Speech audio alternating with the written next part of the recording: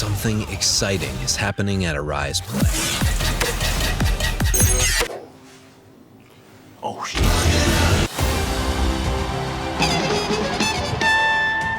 We're welcoming new faces.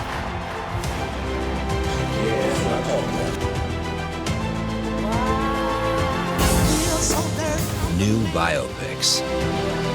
Because of what Dr. King called the fierce urgency of now. If you think about it, the odds of me standing here are very slim. We can make this election not about fear, but about the future. I moved to New York, met some cats, made some music. Studied piano too, huh? Nah, just woke up black, knew how to play. You're black? Music don't move on and it's dead music. It's all about improvisation. The fact is, there's still so many things we just can't explain. I believe we're all capable of performing miracles. Up here. He did that to you, didn't he? Why? Are you still gonna be a part of the group? Shadows come. People are trying to destroy what we built. You and me, we started this thing. My heart's still alone. It takes a lot of faith to do this, Marco. I always knew you had the gift. It makes me feel I've done something right. Don't lose it. We're adding new titles every day to our awesome collection of blockbuster movies, from Hollywood to Nollywood. Download the app and subscribe. This isn't just a streaming channel. This is a bold new world of entertainment. Arise Play. Beyond streaming.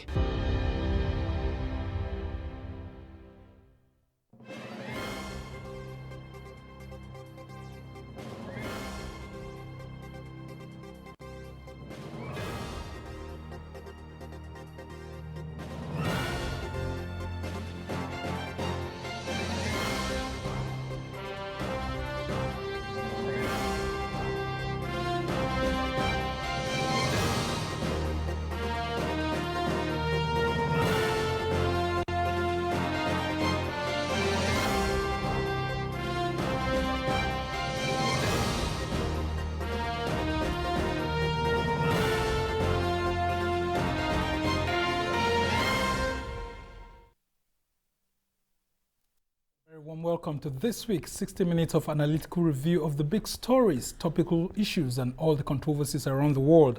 I'm Sumner Sambo holding forth in this special edition.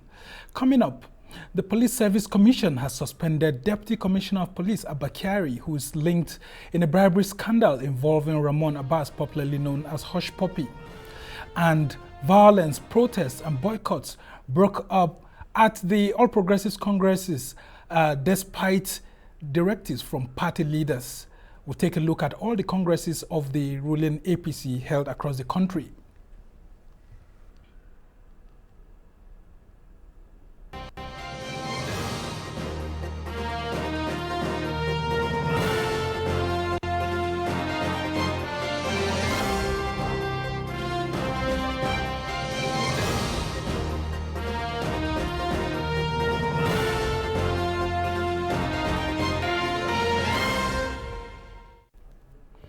The Police Service Commission has suspended Deputy Commissioner of Police and head of the Intelligence Response Team of the police, Abba Kyari, over his indictment by the United States Federal Bureau of Investigation and an order for his arrest by a District Court of California over his alleged role in the $1.1 million fraud case involving notorious internet fraudster Ramon Abbas, who is popularly known as Hushpuppi, and 5 others. This comes following the recommendation made by the Inspector General of Police, Usman Baba, who had earlier set up a 4-man special investigative panel headed by the Deputy Inspector General of Police in charge of First Criminal Investigations, Joseph Egbunike, to investigate all the allegations contained in the relevant U.S. court documents.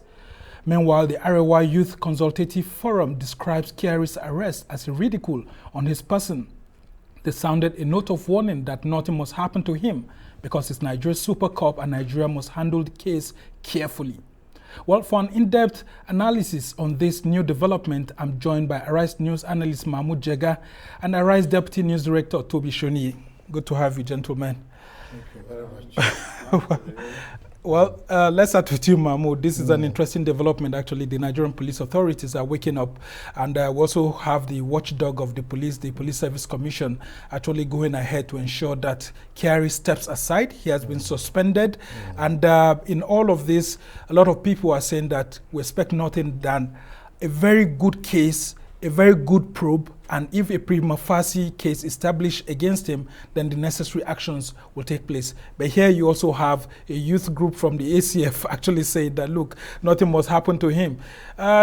Shouldn't he be investigated? Or because he's a super cop, it means the authorities shouldn't do what he would have ordinarily done to another person if the case was brought to his own table?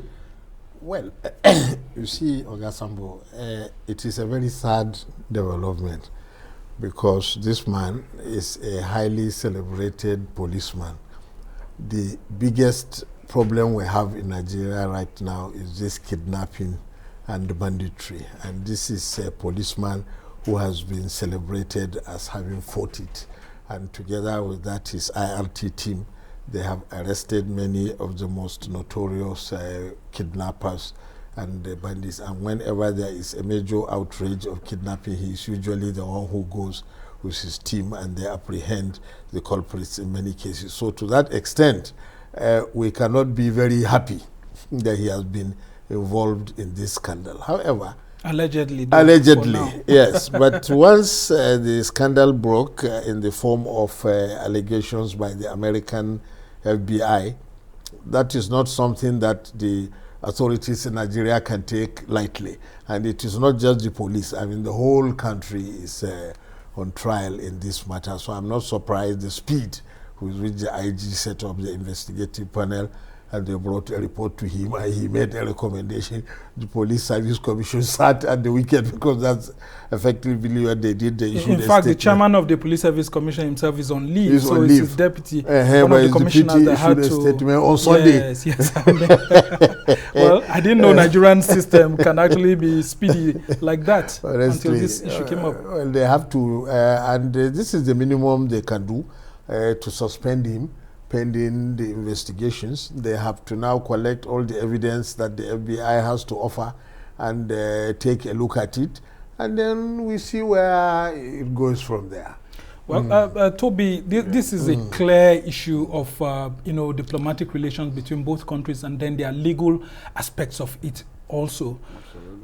Should Nigeria actually hand over Abba Kyari to the United States, or there should be a kind of quasi-judicial panel that's set up by the authorities that will take a look at it, and if a prima facie case is established against Kyari, then Nigeria can hand him over to the U.S. authorities? Well, there are conditions that must be fulfilled before Nigeria can hand over anyone to another country. But we have a mutual legal assistance between the U.S. and Nigeria, and there are conditions the U.S. must fulfill before Nigeria can say, okay, you have established a case in him, and this is a case for which he can be extradited. First and foremost, they will have to know that the offense for which he will be tried is an offense in Nigeria, and that all evidence show that he has committed that offense. If Nigeria is persuaded, most of the time anyway, extradition is a political issue, because there are people in America, America will not release them to other countries. So it's not automatic that we should release Abba Kyari to the American government. They have to show cause why we must release it. Yeah, and I believe that they have submitted evidence to the Nigerian authority. Even the police, it does not even lie with the police. It will have to involve the Office of the Attorney General and the Ministry of Foreign Affairs. So we still have a long way to go. In any case, even if that extradition request is made formal and we have it, and it's submitted to the Attorney General of the Federation, the Attorney General will still have to go to the court to allow the court hear that case out before the court will pass a judgment, and then the next thing will follow. But in all of this, a lot of Nigerians are actually asking that should the police be the one probing itself? Shouldn't it be a separate panel that will be probing? Although the police has appointed a DIG to actually probe it. Will you be confident that a lot of Nigerians will receive this wholeheartedly, any report that comes out of that investigation? Yeah, there is that issue of you cannot be a judge in your own case. There is a policeman, and it's the police that is investigating him. But the truth also is that the police is an institution that is bigger than Abba Kyari, bigger than all of us, and is populated by people of good character, lawyers, people with master's, with PhD. I expect that they will do the right thing. I have confidence that they will do the right thing. Mahmoud, do you also subscribe to a high panel of inquiry investigating this outside the police, or you feel that the police investigation through the DIG, Ebunike, that's investigating this is just okay? I think it's okay. You see, the police are doing this every day, what they call orderly room trial. Even officers at a lower level, if they are accused of doing something, the first disciplinary procedure in the police is to do orderly room trial. Yeah. And even when cops are accused of, let's say, accidental shooting and things like that, they first do orderly trial, then they dismiss them from the police, then they hand them over for prosecution. So that is the normal process. For example, they wouldn't have been able to recommend to the Police Service Commission to suspend him if they had not done that kind of investigation. But the matter begins with the police, but it does not end with the police. It does not end with the police. At a certain stage, if it requires him being charged to court, then by then the matter will be out of the hands of the police. But for now, they are the ones who must do the initial. Now, Toby actually raised something very important, which I've seen playing out before. Clearly, the Americans would want to politicize it if it were the other way around, because there was an American diplomat whose wife in Nigeria, he actually hit someone and that person died, but she fled to the US. When Nigeria requested for her, the US up till now, although under Trump administration, refused to bring her back to answer for whatever she did.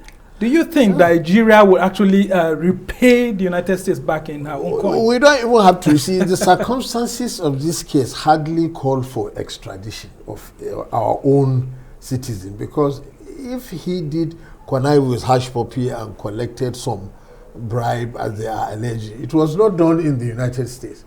It's done in Nigeria. You see, it's not the kind of offense probably that is so offensive to it's the not US. A cross-border crime. So I don't think so. I don't think so. These were Nigerian citizens, both of them, even though Hushpuppi was essentially based in UAE, and Abba Kyari was here. But of course, people can do things through the net and everything. But if you are sitting here in Nigeria and accepted bribe, as they are alleging, why must he be taken to the United States for trial, even though it is some Americans that were scammed? Well, a lot of people are calling for a reform of the police, that this has opened up the underbelly of the police. What sort of reforms do you think that the country really needs in its policing system now? Yeah, I think first and foremost, there is lack of accountability in the police. Without the FBI, we probably would not have known. So as we sit here and talk now, there are a lot of atrocities that have been committed by officers of the Nigerian police and that have not been accounted for. So first and foremost, there had to be a verifiable and a concrete way of punishing erring officers. That is what I mean by accountability. We have to make police officers accountable. If you have done any wrong, that is how to instill public confidence in the police. But as of today, I'm not sure many Nigerians have confidence in the police. It's because they do things and get away with it. How do we make our policemen accountable? For me, accountability is one of the first issues that should be addressed in the Nigerian police. Very interesting indeed. We have to go on a short break. When we come back, we'll continue with the conversation. Stay with us.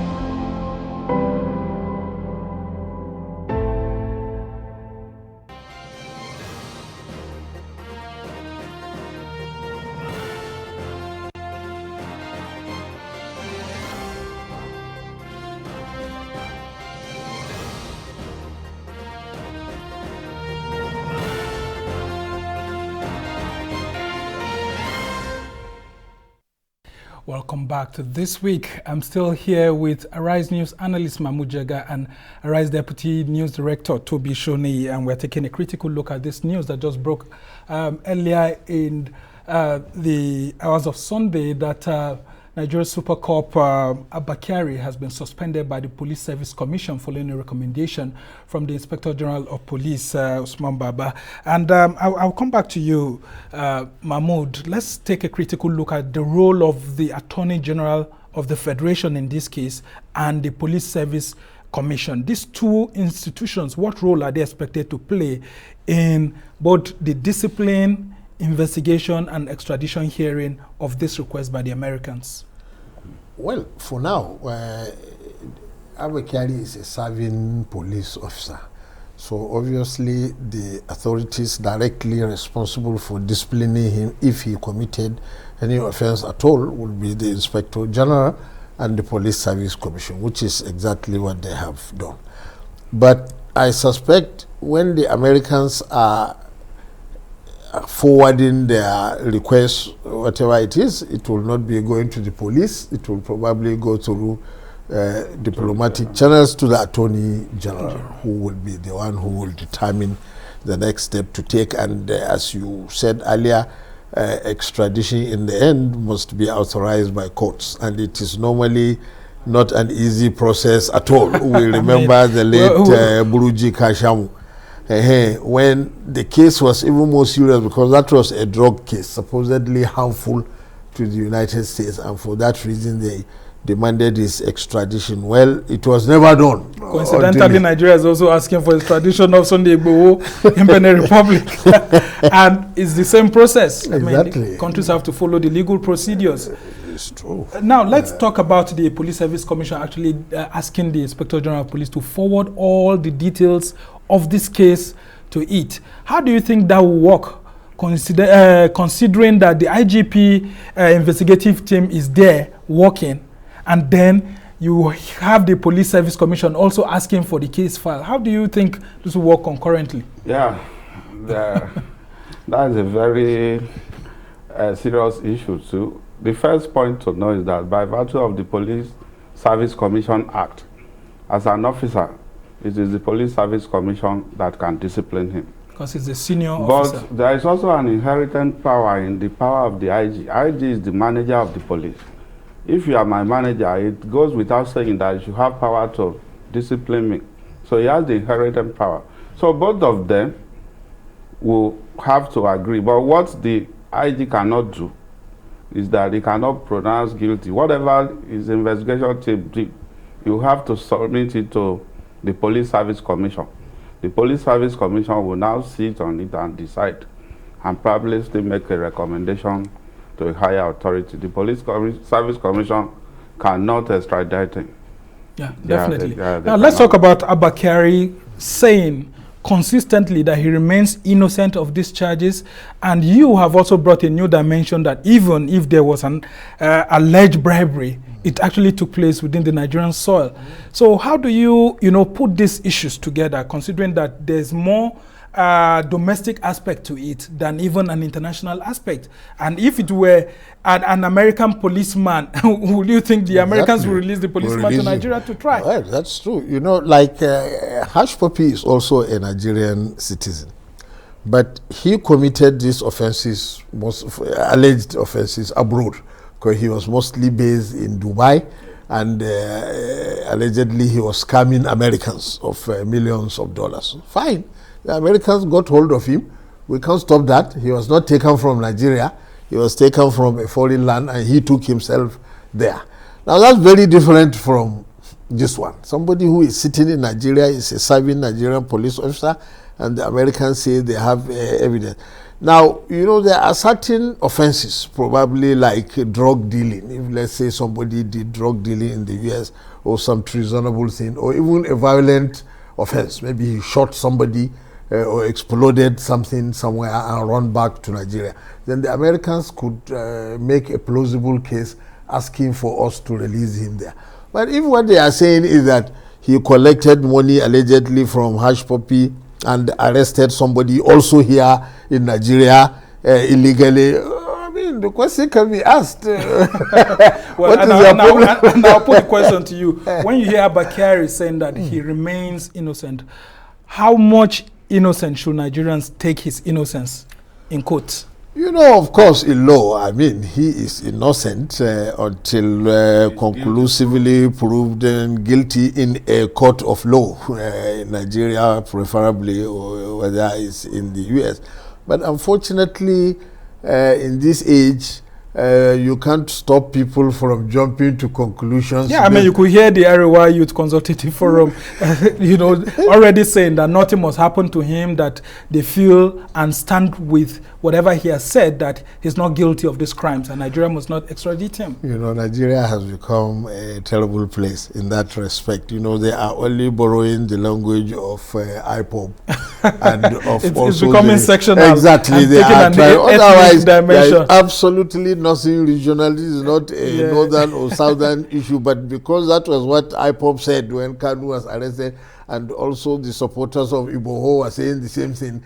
Nothing should happen to him, he must not die in detention. So they are also saying the same thing. Otherwise, I don't see anything regional about this matter. Okay, and Toby, a lot of people are concerned that if this case is not handled carefully by the federal government, it could lead to a breakdown of diplomatic relations between Nigeria and the United States. How serious is this case actually between both countries? Well, you know, the Americans are not given to frivolities. They don't crowd foul where there is none. So I believe that for them to have made a case, they have their fact. And I believe that the Nigerian government too will take them very seriously. The American government has helped us in such cases before. So it is now their turn to seek our help. So I'm sure that the Nigerian authority knows the implication of this case, and they are not going to treat it with levity. So everybody should calm down and let the authority follow due process. Due process is and what do you make? Due process is very, very important. Yes, very important. Yeah. And that's why a lot of people have said that, you know, the suspension of Abba Kyari is just a first step. But what do you make of that suspension? Some have just described it as an administrative process that nothing has really started fully. It's an administrative interdiction. It's a process that is to enhance due process. He remains innocent under the Nigerian Constitution until his guilt is proven.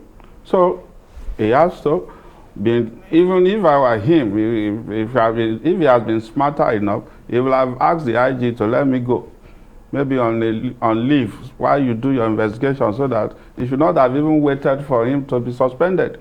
Immediately the allegation came out, you meet them and say, look, to give right of fair hearing, let me stay away. I'm not going to tamper with anything. When I'm invited, I'll come. Nevertheless, he has been suspended. We should give him the benefit of the doubt. We should allow, he will be summoned to make presentation to counter whatever. Especially with his lawyer along. But Mahmoud, just before we end this particular issue, I want to talk about, Abba Kyari actually just very quickly pushing his thoughts on social media. What will you say about that? Very quickly. Should he continue or stop for now? He made several mistakes, although it was the right of the police to be publicizing some of the major arrests that they have made of kidnappers and all that. But personally, he seemed to like publicity. Very quickly. It was not good for a serving policeman. Okay, very interesting indeed. That sort of publicity is not good. Well, it's time for another short break. When we come back, we'll continue with the issues that we have at hand, and the APC is the next issue we have to deal with. The World Congress is. Stay with us.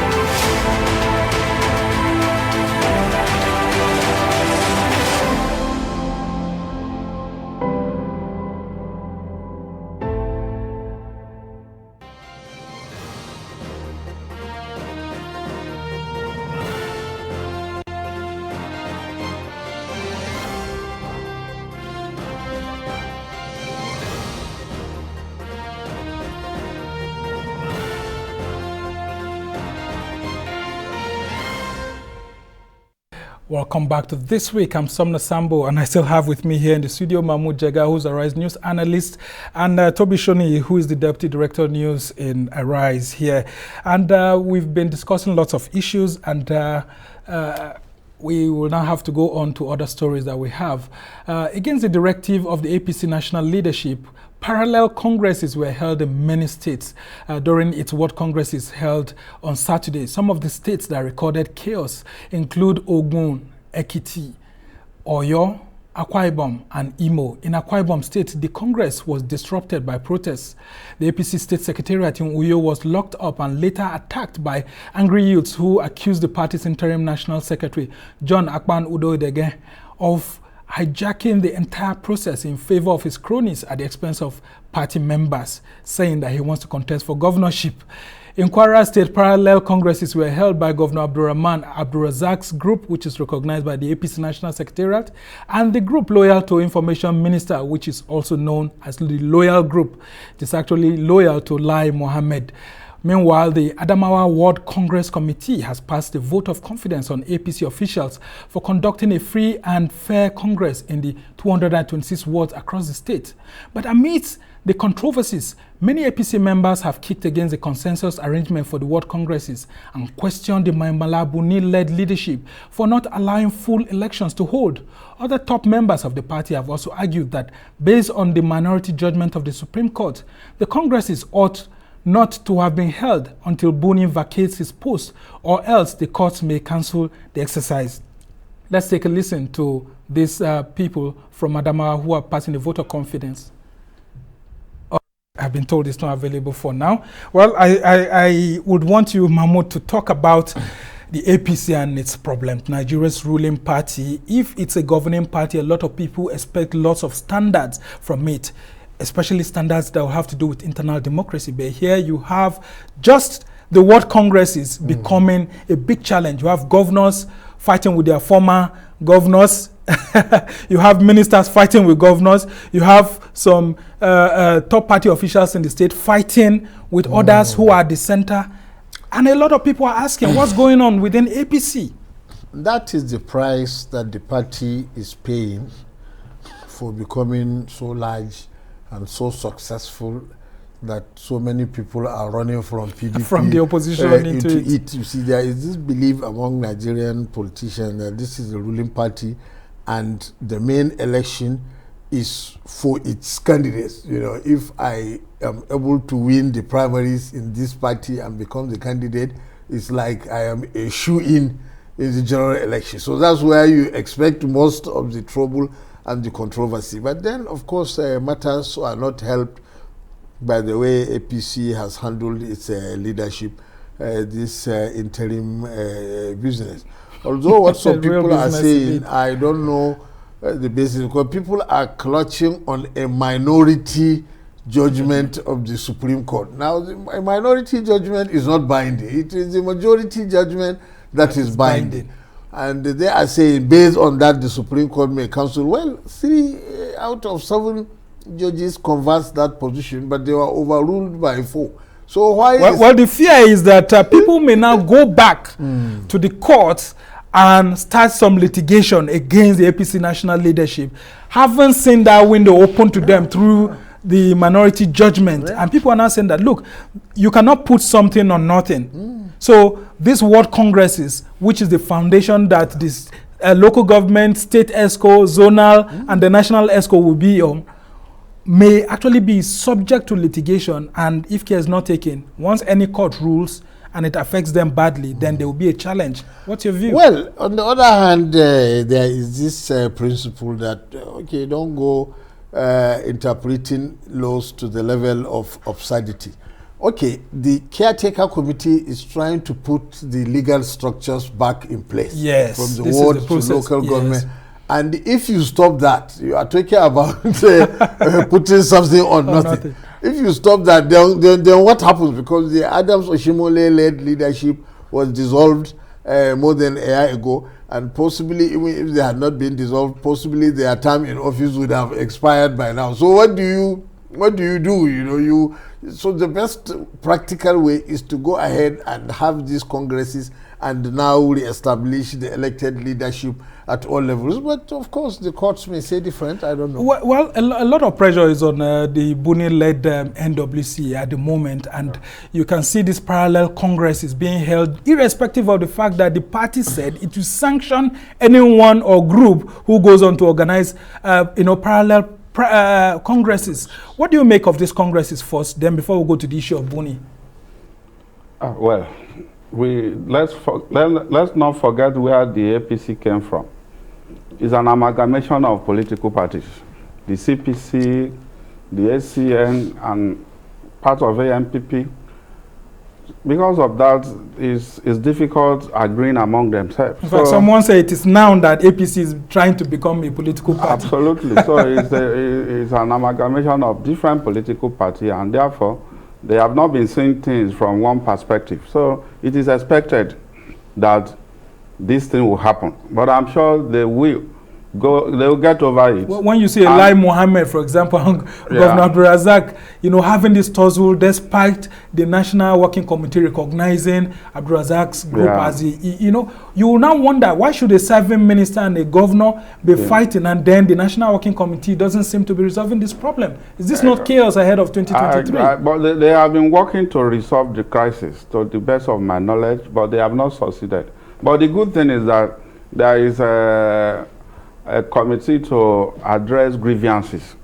So the Congress have come and gone. So people who are dissatisfied should seek redress through the organs of the party. So when you have top party chieftains like Festus Keyamo, who is coincidentally a minister, saying that these congresses shouldn't have held because of what they think is that they are sitting on a time bomb. He is also a lawyer, a senior advocate of Nigeria, making that submission. You have people like Babafemi Ojudu, a presidential advisor. You have Itayena, a presidential advisor, and then so many other people bringing this. Shouldn't Buni, who is leading the interim caretaker committee, think that this time around it's time to make sacrifice and step down for the party to move ahead? Yeah, that is a legal issue, but I want us to proceed on grounds of caution. The first point is that the judgment that was delivered was a summary judgment. We have not seen the comprehensive judgment. So it's difficult. I mean, I'm surprised people are passing judgment on a summary judgment. Nobody has read the full judgment because it has not been delivered. A lot of things are still hidden in that judgment. What we have seen so far is not enough to conclude otherwise. But beyond that, I want to say that the party should have tread carefully. Like Senior Advocate Michael Sekoman said, it's like a banana peel. The point I want to clarify is that why the minority judgment said no, the majority judgment did not pronounce on that issue. Yes. So those who are thinking that because majority Akeredolu won by majority judgment, that majority judgment did not decide whether Buni can sit down there or not, whether that his committee is legal or not. What they just simply said is that having failed to join Buni as a party, you made allegation against him, then that petition is incompetent. Well, and the question is, could Buni have been joined when he enjoys immunity as a governor? I mean, that's another question. By virtue of Section 308, it might be dangerous to join Buni. No, but well, in this instance now, shouldn't this have been a civil suit? Because you have people saying that even the APC itself, in Article 17, subsection 4 of the APC Constitution, says clearly, and I quote, "No officer in any organ of the party shall hold executive office in government concurrently."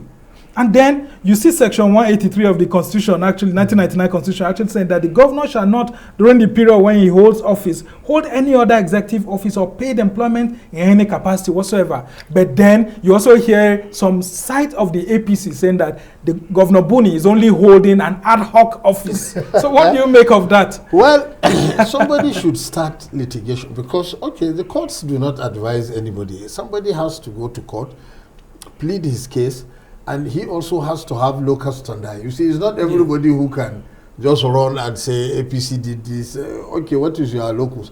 If you contested election under the platform.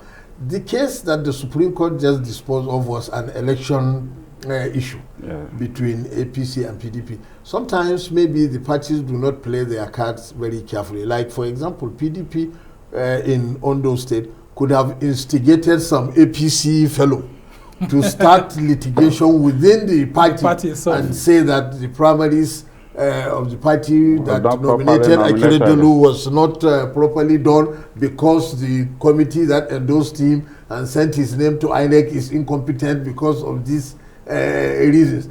But there's a party member that has gone to court now challenging the legality of the Buni-led National Working Committee.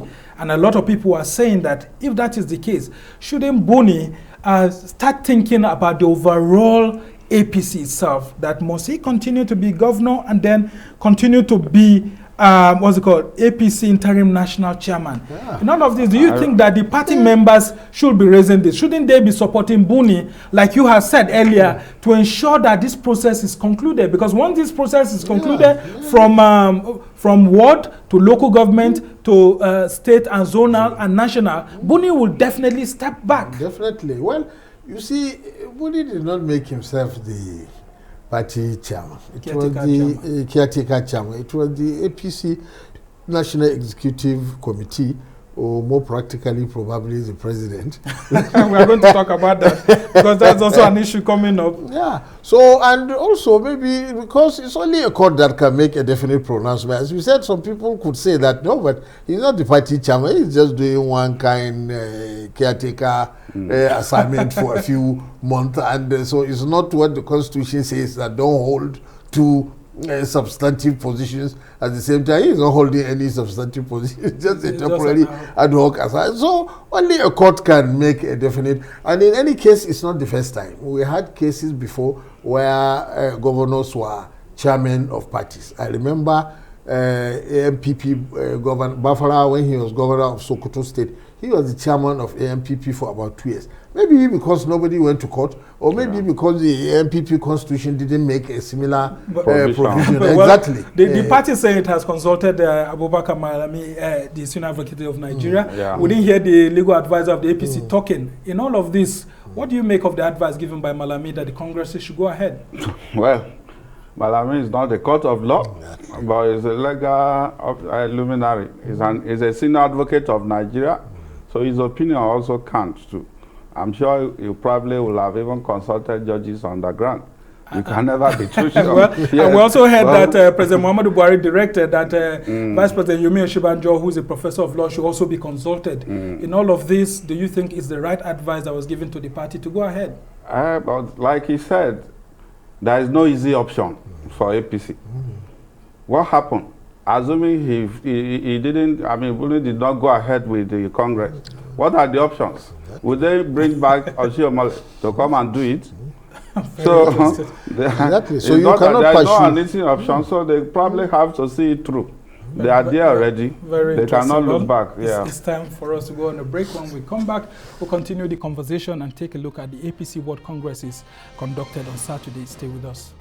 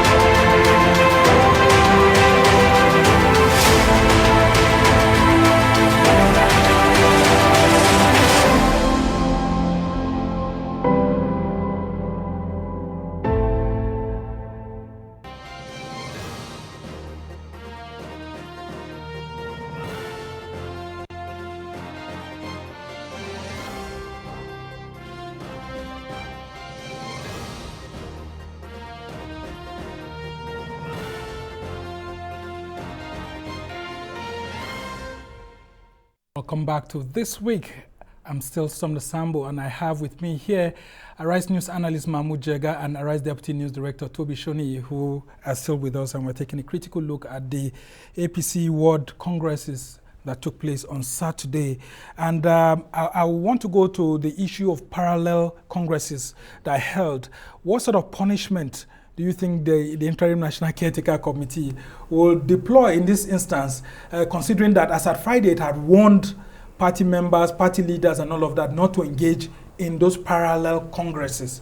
And in this instance, before you even talk, one of the person who is being fingered is the person who briefed the press that should not happen. The Interim National Secretary, John Akman Udodege, who's a former who's a non-serving senator and the secretary of the party. He's been fingered of organizing a parallel Congress or causing chaos in his own. So how do you think the APC should apply the big stick in this instance? Well, they must now employ their reconciliation mechanisms. But you see, all these problems, the way it looks, the APC national leadership endorses whatever the serving governors do in various states. That's what it looks like. Because, for example, the crisis in APC in Kwara, maybe the Life faction has a case because the chairman of the party who belonged to their faction was removed in murky circumstances,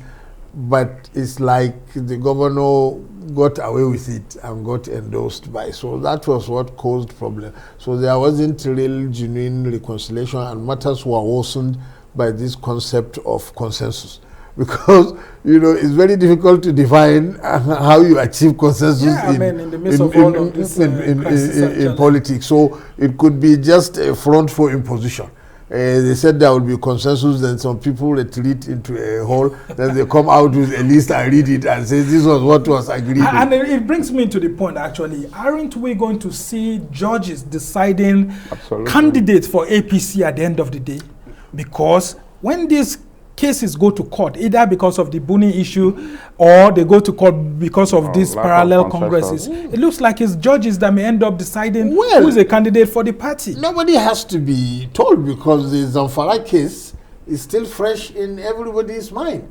Because of all the conflict that we had in the Zamfara APC, that time one faction headed by Governor Abdulaziz Yari and another faction by his opponents, and the National Executive could not resolve them, and they had all kinds of congresses and cancellations. In the end, the courts threw out the whole list, even though they had won. Case by Kabiru Marafa. Exactly. They had won the election from top to bottom, and the courts threw out everything from top to bottom and gave it to the other party. And they didn't get anything at all. They didn't get, and also those that were given have now.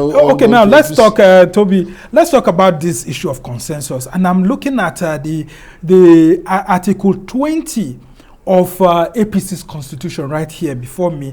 It says all party posts prescribed or implied by this constitution shall be filled by democratically conducted elections at the respective national convention or congress, subject where possible to consensus, provided that where a candidate has emerged by consensus for an elective position, a vote of yes or no by ballot or voice shall be called to ensure that it was not an imposition, which could breed discontent and crisis. And here you have the APC Interim National Chairman saying that consensus should be the best option and not even election to reduce rancorous congresses. But in all, what do you make of this,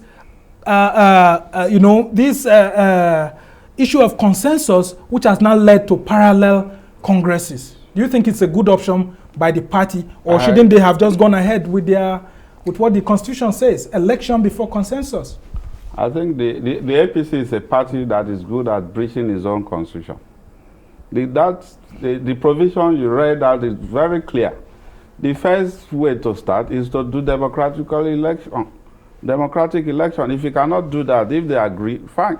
But now they've reversed that provision. And the Constitution went ahead to say even if they agree on consensus, there still has to be a yes or no vote to agree on that consensus. Obviously, and that's the aspect we are also not seeing in other states where consensus was achieved. Obviously, the APC has not learned from its downfall in the Zamfara case. What has been done now is going to lead to a lot of litigations. Like you said, candidates are going to be decided by the court because there are too many people that are aggrieved. So I don't know how they are going to beg them not to go to court or how they are going to apportion the offices satisfactorily.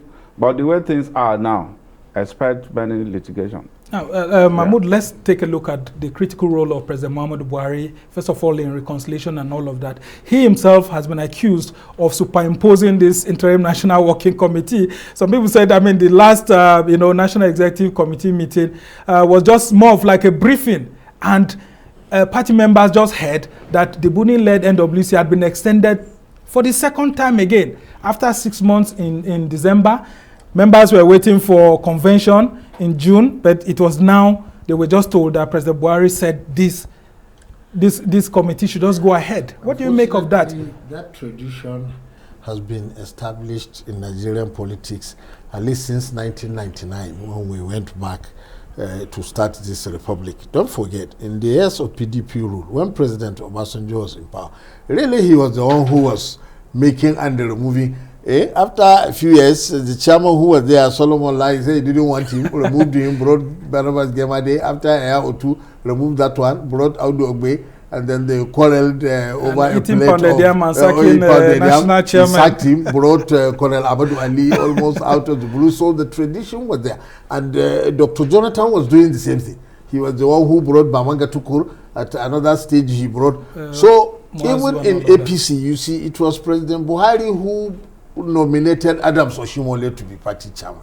But probably in response to all the crisis and also protests from several governors, he agreed to banish him. So most probably he was the one who now nominated the governor of Yobe to be the chairman of the party on a caretaker basis. It was supposed to be for 6 months, but it has now stretched to a year and a half. And the way party members are complaining that it seems to be indefinite at the moment because it wasn't clear. Especially if the court stalemate this process of holding congresses, then what do you do really? I mean, very soon the party could end up in an absurd situation because how would that affect their presidential primaries and all of that? Because people are beginning to fear that this may actually affect their presidential candidates. Well, it could. The only thing is, luckily for them, there is still time. There is a year and a half, nearly 2 years, for them to resolve this logjam. That's the luck. Because if this were happening on the eve of the election, they could be headed for serious trouble. Okay, how soon, Toby, should the APC start considering how to hold a convention very quickly so as to speed up this process from Congress's way up until their national convention? Well, I think they should. It's like they should have done it yesterday. I'm telling you, because they have wasted too much time. And like you said, there is time. The way the electoral process is structured, there is not much time. So they need to act fast so that they can begin to reconcile aggrieved members of the party. Otherwise, there may be an explosion. Well, yeah. we hope the APC will actually follow through the caution by the opposition PDP, which said that the party is almost having a caveat emptor, that is a buyer beware tag on it. And as a result of that, quickly look at their domestic issues and settle them quickly because it's affecting internal democracy. Well, I would like to thank you, Mahmoud Jega, for being with us, Arise News analyst, and then Toby Shoni, who's Deputy Director of News, Arise News, for being with us. Well, that's how it's been for this special edition of This Week from me and the entire team here in Abuja. Goodbye and thank you for watching. I'm Somna Sambo.